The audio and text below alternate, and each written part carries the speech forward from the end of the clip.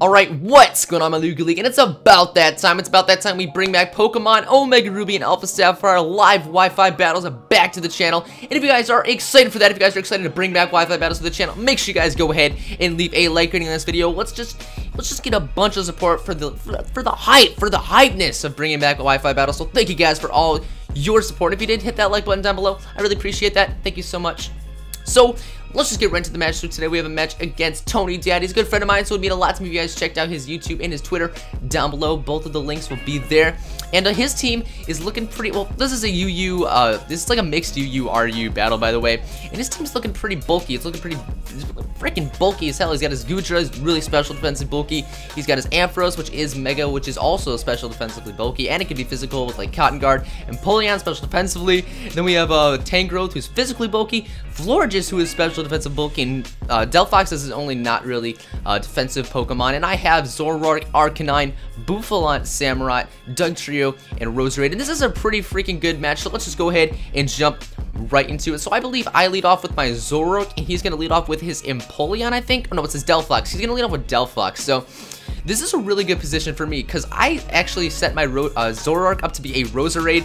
So that's a really good play, because now he's like, oh, I can get the hit off, and I'm just able to get off a free Sucker Punch and kill this Delphox turn 1. So that is pretty freaking great. That was a great first turn for me.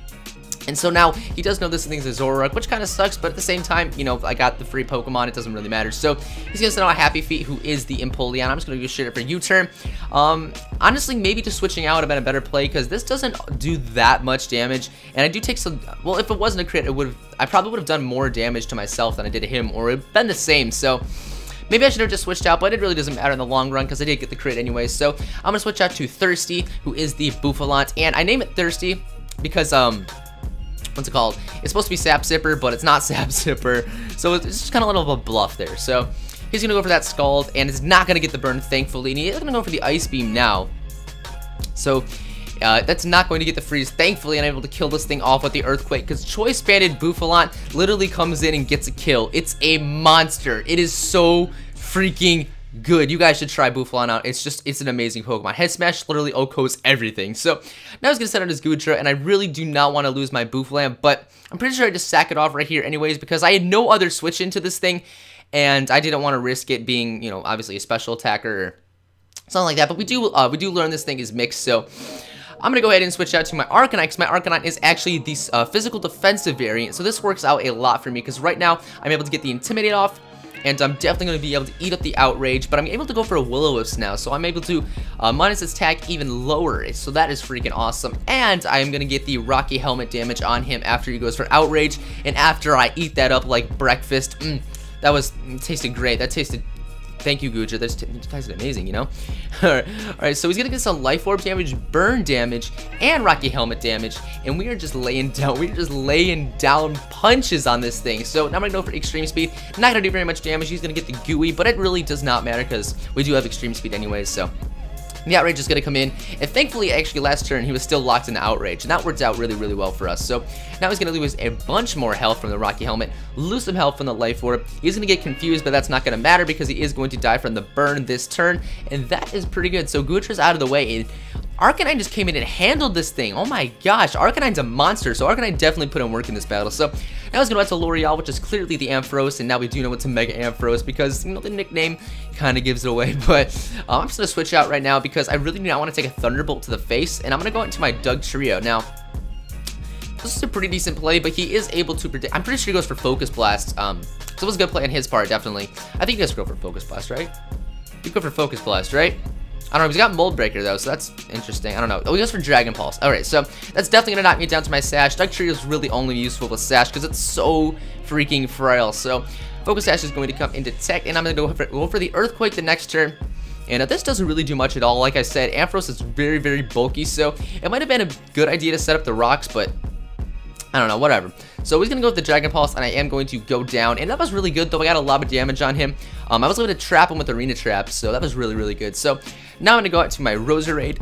And this is why I love Zoroark, because this could be my Roserade, or this could be my Zoroark. You never know. And it is the Zoroark, so I'm going to go ahead and go for this Sucker Punch. And Ampharos is going to go down, thankfully.